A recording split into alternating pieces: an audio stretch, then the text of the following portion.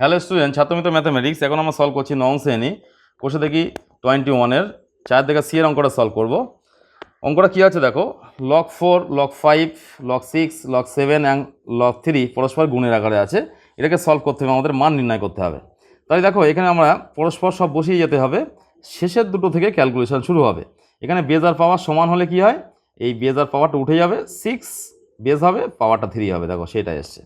আবার এই দুটো নিয়ে ক্যালকুলেশন করতে হবে, বাম দিকে যা আছে বসিয়ে দিচ্ছি। এই 6 আর 6 সমান হলো, তাহলে 5 বেস 3 হবে, 5 বেস 3। আবার এই দুটো নিয়ে ক্যালকুলেশন করো, 5 বা 5 উঠে যাচ্ছে, এখানে 4 বেস 3 হলো।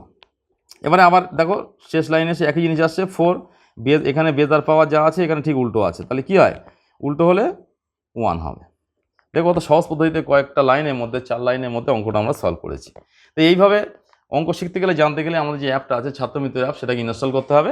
তাহলে সহজ পদ্ধতিতে সহজভাবেই তোমার প্রয়োজনীয় অঙ্ক এই অ্যাপের মধ্যে থেকে তুমি নির্ণয় করতে পারবে।